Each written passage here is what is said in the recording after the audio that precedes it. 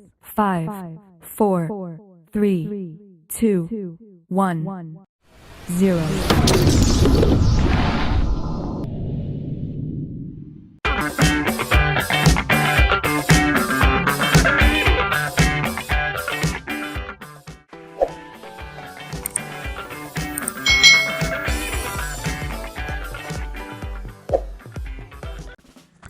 Hai,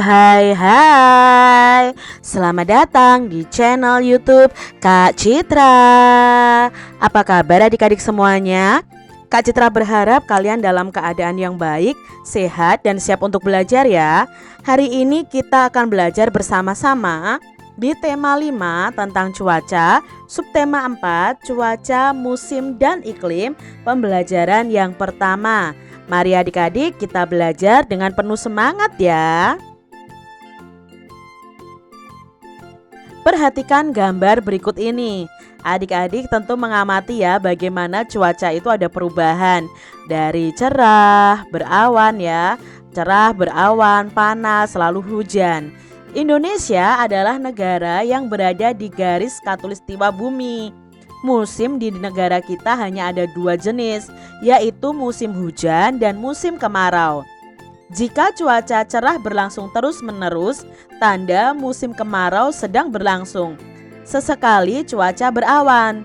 Jika cuaca mendung dan hujan sering terjadi, itu tanda musim hujan telah tiba. Jika cuaca cerah dan hujan datang silih berganti, itu pertanda sedang memasuki peralihan atau memasuki musim pancaroba. Pancaroba itu peralihan dari musim kemarau ke musim hujan atau sebaliknya adik-adik. Nah, saat seperti ini cuaca cepat berubah mulai dari cuaca cerah, berawan, mendung, lalu hujan adik-adik. Jadi karena negara kita itu dilalui garis khatulistiwa, jadi negara kita itu hanya memiliki 2 musim ya. Ada musim hujan dan musim kemarau. Ada negara lain itu yang mengalami 4 musim ya. Nanti ada musim gugur, ada musim salju atau musim dingin. Kalau kita hanya mengalami 2 musim saja adik-adik. Nah, musim hujan dan musim kemarau ini akan bergantian. Nah, ketika ada peralihan dari musim hujan ke musim kemarau atau sebaliknya, itu terjadi peralihan atau disebut juga dengan masa pancaroba. Nah, di sini adik-adik kita harus ekstra menjaga kesehatan kita karena di musim pancaroba itu sering terjadi perubahan cuaca yang sangat cepat dan tubuh kita harus beradaptasi. Otomatis kita harus menjaga stamina tubuh kita. Adik-adik, perhatikan gambar berikut ini. Beberapa hari lalu hujan selalu turun. Pagi ini cukup cerah. Matahari tampak sedikit dari balik awan. Sinarnya menembus kumpulan awan. Di jalanan tampak beberapa genangan air yang belum kering. Siti dan teman-teman berangkat ke sekolah bersama-sama. Siti dan teman-teman bercakap-cakap sepanjang jalan menuju ke sekolah. Nah, ini percakapan Siti dan teman-temannya. Cuaca akhir-akhir ini sering hujan ya. Hanya kadang-kadang cuaca terlihat cerah. Mengapa hal itu bisa terjadi ya? Sepertinya kita akan mengalami musim hujan. Sekarang kita sedang mengalami masa peralihan atau pancaroba. Mengapa disebut masa peralihan atau pancaroba? Nah, Indonesia adalah negara yang memiliki 2 musim saja. Peralihan dari musim kemarau ke musim hujan disebut dengan pancaroba. Mengapa disebut musim? Apa bedanya dengan cuaca? Pertanyaan yang bagus Dayu. Yuk kita ke perpustakaan sekolah. Di sana bukunya banyak. Kita bisa dapat jawabannya. Saya setuju. Saya juga mau ikut mencari informasi itu. Adik-adik, kita akan mencari tahu apa sih bedanya musim dan cuaca. Di sini, apakah adik-adik di sekolah adik-adik ada perpustakaan? Nah, kalau ada coba cari buku tentang cuaca, musim, dan iklim. Siti dan teman-teman tiba di sekolah. Mereka berencana mencari buku di perpustakaan saat istirahat nanti. Waktu istirahat telah tiba. Siti dan teman-teman pergi ke perpustakaan sekolah. Di sana banyak buku yang berisi informasi tentang cuaca, musim, dan iklim. Di dalam perpustakaan, kita harus tenang agar tidak mengganggu pengunjung yang lain sesuai dengan peraturan dari perpustakaan adik-adik. Adik-adik, Benny menemukan sebuah buku tentang cuaca, musim, dan iklim. Nah, berikut informasi dari buku itu adik-adik. Kita baca bersama-sama ya. Iklim, cuaca, dan perubahannya. Iklim dan cuaca. Cuaca merupakan suatu gejala alam. Cuaca dapat terjadi dan berubah dalam waktu singkat. Perubahan cuaca dapat dirasakan dari menit ke menit atau dari jam ke jam. Iklim adalah lamanya keadaan cuaca di suatu daerah tertentu. Iklim biasanya diamati dalam waktu lama dari bulan ke bulan. Jadi kalau cuaca itu keadaan udara dalam waktu singkat yang bisa berubah adik-adik. Kalau iklim ya, sedangkan iklim itu lamanya keadaan cuaca di suatu daerah tertentu. Nah, iklim ini biasanya diamati dalam waktu lama dari bulan ke bulan. Itu bedanya iklim dan cuaca. Iklim menyebabkan adanya musim ya.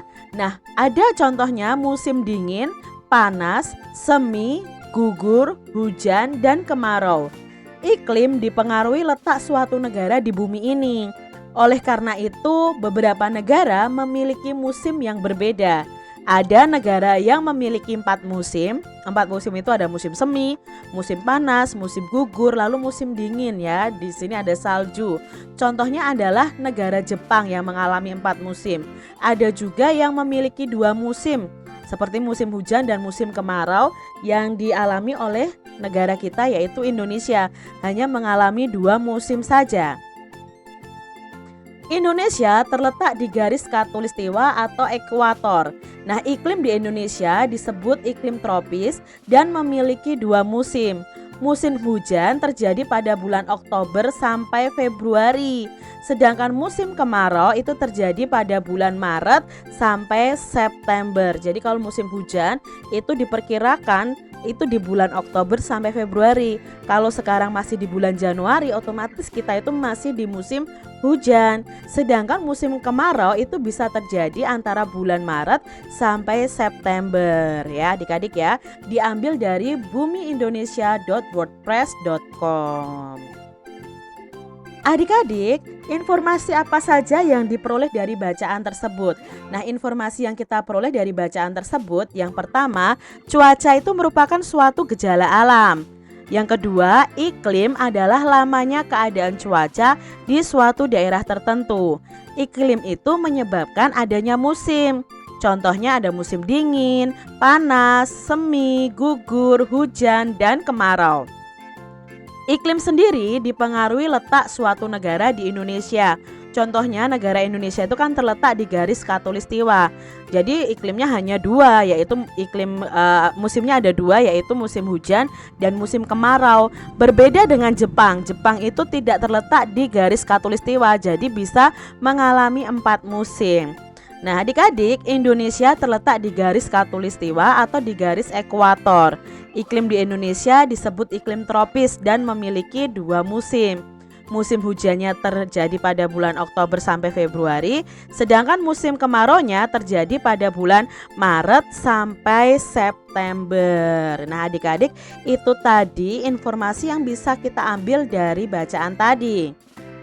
Bagaimana Dayu? Apakah kamu suka dengan buku tadi? Buku ini sangat membantu Benny. Saya makin mengerti tentang cuaca, musim, dan iklim. Terima kasih. Wah, saya jadi bertanya-tanya, apa itu garis khatulistiwa? Dari mana kita tahu kapan datangnya musim hujan dan kemarau? Tanya Siti. Teman-teman, apakah bisa membantu pertanyaan Siti? Saya tahu jawabannya, tetapi tidak sekarang. Datang saja ke rumahku nanti sore. Wah, seperti ada rahasia saja. Baiklah, kami akan ke rumahmu nanti sore. Nah, mereka akan mengetahui lebih lanjut tentang garis khatulistiwa dan pengaruhnya terhadap musim yang ada di Indonesia. Perhatikan gambar berikut ini. Pada sore hari, Dayu dan teman-teman berangkat ke rumah Edo. Cuaca berawan mengiringi langkah mereka sepanjang perjalanan. Saat tiba di rumah Edo, mereka diminta berkumpul di ruang keluarga. Edo menjelaskan bahwa 3 hari lagi teman ayahnya akan datang. Namanya Pak Tono. Pak Tono itu bekerja di BMKG. Pak Tono akan menjawab semua pertanyaan teman-teman Edo. Ibu Edo akan membuat kenang-kenangan untuk Pak Tono. Ibu Edo akan membuat karya kreasi dari kain. Edo dan teman-teman akan membantu ibu. Beberapa jenis kain telah disiapkan oleh Edo dan ibunya untuk membuat karya dari kain yang ditempel dan dijahit adik-adik. Jadi mereka akan bersama-sama berkreasi dengan kain ya adik-adik ya. Sebelum dimulai, Edo mengambil gunting untuk memotong kain. Edo membagi-bagikan kain kepada teman-temannya. Inilah gambar karya yang akan mereka buat. Kain-kain itu akan digunting menjadi berbagai bentuk. Ada yang berbentuk persegi, segitiga, persegi panjang, dan lingkaran. Sekarang Edo menggunting kain berbentuk persegi. Ia memotongnya menjadi 4 bagian sama besar. Ini potongan kain yang pertama adik-adik. Jadi kalau 4 bagian besar ya dari potongan kain itu, kita buat pecahannya adalah 4/4. Lalu di sini potongan kain akan diberikan kepada Edo. Nah, diberikan kepada Edo masing-masing mendapatkan 1/4 bagian. Berarti kita kurangi 4/4 dikurangi 1/4 yang diberikan kepada Edo, maka sisanya adalah 3/4. Karena yang berwarna merah ini yang diberikan kepada Edo, otomatis ya sisanya 3/4. Lalu potongan kedua diberikan kepada Beni ya. Dari Edo diberikan kepada Beni ya. Kepada Beni berapa? Oh, kepada Beni ya sisanya tadi dari 3/4 dikurangi 1/4 lagi. Berarti sisanya 2/4. Lalu dari 2/4 ini diberikan kepada Udin 1/4 bagian. Otomatis 2/4 dikurangi 1/4 sama dengan 1/4 sisanya. Nah, ini 1/4 ini akan diberikan kepada Ibu Edo. Sekarang kita akan belajar mengurangkan pecahan berpenyebut sama. Pada pembelajaran sebelumnya kita sudah belajar penjumlahan pecahan dengan penyebut yang sama. Nah, kita belajarnya sekarang mengurangkan pecahan dengan penyebut yang sama. Edo memberi potongan kain dengan melakukan operasi pengurangan pecahan berpenyebut sama. Cara untuk mengurangkan 2 pecahan yang sama penyebutnya adalah dengan mengurangkan pembilangnya saja. Mengapa demikian adik-adik? Perhatikan contoh berikut. Misalnya di sini ada 3/4 bagian, lalu dikurangi 2/4 bagian. Kalau dari gambar ini 3/4 dikurangi 2/4, maka yang sisa di arsip hanya ada 1. Maka sisanya adalah 1 dari 4 bagian yang ada. Contoh lainnya di sini 5/6. 5/6, 5 yang diarsir dari 6 bagian yang ada dikurangi 1/6. Jadi satu bagiannya itu dikurangi adik-adik, 1 bagiannya dihilangkan. Nah, otomatis di sini sisa yang berwarna merah itu ada 4. 4 dari 6 bagian yang ada. Berarti hasilnya adalah 4/6. Kalau penyebutnya sudah sama, kita cukup mengurangkan pembilangnya saja.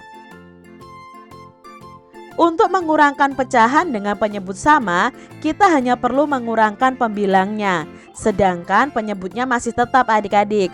Jadi kita mengurangi pecahan berpenyebut sama, maka penyelesaiannya adalah sebagai berikut. Misalnya 5/6 dikurangi 4/6, berarti 5 dikurangi 4/6. 5 dikurangi 4 sama dengan 1/6. Karena penyebutnya harus sama, bukan malah penyebutnya dikurangi adik-adik. Contoh yang kedua, 9/15 dikurangi 5/15. Karena penyebutnya sama, kita cukup kurangi pembilangnya. 9 dikurangi 5. 9 dikurangi 5 sama dengan 4. 4/15. Seperti itu adik-adik. Mudah bukan? Kak Citra punya contoh di sini soal pengurangan dengan penyebut yang sama. 4/5 dikurangi 1/5. Sebenarnya dari gambar ini saja kita sudah tahu bahwa hasilnya pasti nanti 3/5. Nah, untuk langkahnya adalah 4/5 dikurangi 1/5 sama dengan 4 dikurangi 1/5 karena penyebutnya sudah sama. Jadi cukup kita tuliskan satu kali. Jawabnya adalah 3/5 sesuai dengan gambarnya 3/5. Contoh berikutnya adik-adik, 3/5 dikurangi 2/5. Nah, kalau dari gambar ini kita sudah tahu jawabnya adalah 1/5. Tapi kalau dengan pengurangan kita tulis seperti ini, 3 dikurangi 2/5. 3 dikurangi 2 sama dengan 1. Jawabnya adalah 1/5. Contoh berikutnya adik-adik supaya kalian lebih paham ya. 3/4 dikurangi 1/4. Maka tanpa melihat gambarnya dulu, kita lihat pengurangannya apakah nanti hasilnya sama dengan yang digambar. 3/4 dikurangi 1/4 itu sama dengan 3 dikurangi 1/4. 3 dikurangi 1 sama dengan 2. Jawabnya 2/4. Oh, ternyata hasilnya sama adik-adik. Karya dengan teknik menempel dan menjahit. Edo sudah membagikan kain untuk membuat karya. Karya dengan kain ini termasuk seni rupa 3 dimensi. Ibu Edo menjelaskan bahwa seni rupa 3 dimensi ini bermacam-macam teknik membuatnya. Teknik yang digunakan oleh Ibu Edo namanya adalah teknik aplikasi. Nah, teknik ini menggunakan teknik menempel dan menjahit. Edo dan teman-teman sudah memegang potongan bagian kain masing-masing. Ibu Edo lalu mengajari cara menjahit potongan kain tersebut dengan teknik namanya veston. Nah, kita akan belajar nih adik-adik. Langkah pertama, tempelkan 2 potongan bagian kain yang bentuknya sama misalnya ya. Lalu perhatikan posisi jarum pada kain, tusukkan jarum sesuai gambar ini ya. Kalian lihat polanya dari A kita buat ke B ya. Nah, dari belakang kita masukkan ke dalam lingkaran atau ke dalam benang antara benang A dan B, lalu kita tarik. Nah, itulah yang disebut dengan tusuk veston. Nah, menjahit veston ke seluruh pinggiran potongan kain. Kalian bisa menjahit vestonnya di pinggiran kain, 2 kain yang kalian gabungkan tadi adik-adik. Nah, langkah ketiga, menempel potongan bagian kain yang sudah dijahit ke kain utamanya. Nah, itu langkah yang terakhir adik-adik. Bisa kalian buat seperti itu. Untuk hari ini Edo dan teman-teman menjahit dan menempel potongan kain yang berbentuk lingkaran dan sepertiga dari lingkaran. Mereka akan melanjutkan karya ini sebelum Pak Tono datang ke rumah mereka. Demikian tadi adik-adik pembahasan kita di tema 5 subtema 4 pembelajaran yang pertama. Semoga video pembelajaran ini bermanfaat untuk adik-adik semuanya. Dan sampai jumpa lagi di video pembelajaran Kak Citra selanjutnya. Tuhan memberkati. Jangan lupa tekan tombol subscribe, lalu tekan loncengnya, tekan juga tombol like, lalu share ke media sosial kalian. Jangan lupa untuk ikuti media sosial Kak Citra. Terima kasih.